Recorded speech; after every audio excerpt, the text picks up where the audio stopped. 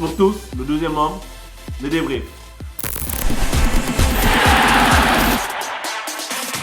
Alors, juste avant de commencer, vous pouvez appuyer sur la petite icône qui vient d'apparaître en bas à droite de votre écran qui dit s'abonner pour pouvoir continuer à nous suivre. Merci pour le soutien. On est de plus en plus nombreux, la communauté s'agrandit, donc ça fait plaisir. Alors, 1-0 le score, ça nous permet de passer au tour suivant. En demi-finale, c'est très important. Donc, ça se prend. L'important, c'est de passer parce que là, ça faisait depuis 2006, on n'était pas allé en demi-finale de Coupe d'Afrique. Et c'était notamment en Égypte. Et on était tombé alors qu'on avait eu un penalty sur Diomansy Kamara dans les dernières minutes que l'arbitre n'avait pas sifflé. Donc on espère cette fois-ci qu'on va passer.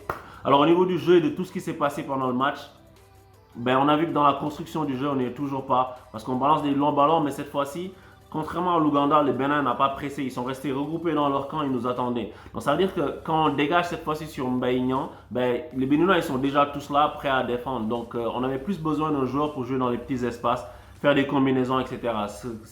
C'était pas ce profil-là. Donc c'est ça qui nous a manqué. Et il nous a manqué un apport sur les côtés. Et après, il y a eu des choses positives parce qu'on a vu justement vers la fin de la première mi-temps, il y a eu Koulibaly qui pouvait faire des passes à Sabali qui demandait dans le dos de la défense béninoise et qui pouvait se retrouver dans une situation très intéressanite.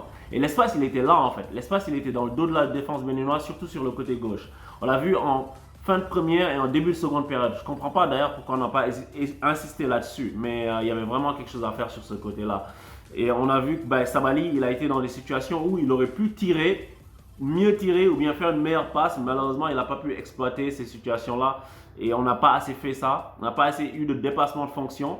Et justement, au moment où on a eu le dépassement de fonction, c'est ça qui nous a amené le but d'Idrissa Gana Gueye, qui a su justement se projeter vers l'avant et avoir une belle combinaison avec Sadio Mané pour s'ouvrir le chemin du but avec un beau petit plat du pied qui vient nous enlever beaucoup de stress. Donc bravo Gana Gueye pour son but. J'ai bien aimé la rentrée de Mbaye Diagne qui sur quelques ballons a montré une qualité technique qui était peut-être supérieure à Mbaye Niang sur ce match-là. Il a pu combiner avec notamment Crépin Diatta. Très belle rentrée pour lui aussi. J'aime bien ce joueur parce que sur les premières touches de balle, sur ses premières touches, on sent qu'il peut faire quelque chose. Après, il manque encore de concentration et d'application sur son dernier geste, sur la passe qu'il va faire, etc. Mais il a du potentiel. Donc, après, il est très jeune encore. C'est à lui de s'améliorer. Il est perfectible encore. Et Sadio Mané aussi, belle activité. Donc, on était face à une équipe très difficile à manœuvrer. Donc, il faut plus de mouvement parce qu'on était statique dans la construction du jeu. Des fois, on voyait que quand nos milieux avaient le ballon dans les deux premiers tiers du terrain, on voyait que dans le dernier tiers, tu avais Mané, Baldé et Niang qui étaient alignés sur la même ligne en fait. Et ça fait qu'on a des lignes de passe qui sont trop lisibles. Il faudrait qu'ils soient un peu plus en biais les uns par rapport aux autres pour pouvoir créer des angles et faire de bonnes combinaisons, surtout face à une équipe aussi regroupée. Donc ça c'est à revoir pour la suite. On espère que ça ne va pas nous handicaper.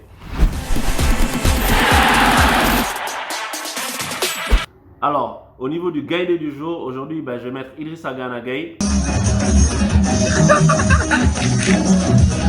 Idrissa Gana Gueye, bravo pour son but, pour justement avoir pu se projeter pour faire un dépassement de fonction, pour pouvoir apporter du surnombre et puis venir transpercer la défense béninoise. Donc, bon match de sa part. Il est monté en régime en deuxième mi-temps. En première, je l'ai trouvé un peu en dilettante, des fois pas assez concentré. Mais là, il a pu marquer le but qui est très important pour nous.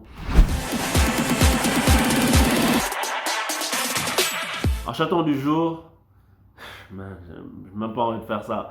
Mbaye Niang quoi. Mbaye Niang, il y est pas, c'est pas sa canne. Il y est pas, ses contrôles sont pas bons. Le ballon lui reste souvent collé dans les pieds. Il est pas au diapason et ses appuis sont pas bons, etc. Après, je dis tout ça, peut-être que c'est lui qui marquera le but de la finale. Mais là, je pense qu'il faudrait essayer autre chose, quoi. Donc, bon courage à lui pour la suite. Au niveau de la note du match, je vais donner un 6. 6 parce que je n'ai pas revu la même concentration, la même application. Je n'ai pas revu la même rigueur dans les transmissions de balles. Mais l'essentiel est fait. Parce qu'une fois qu'on a dit tout ça, une fois qu'on a dit que la construction n'y est pas, c'est pas génial, c'est pas flamboyant, On est dans le dernier carré et maintenant tout ce qui compte c'est de gagner. Tout ce qui compte c'est de passer. Tout ce qui compte c'est ça, de ramener la victoire au bout. Parce que là c'est des matchs couperés.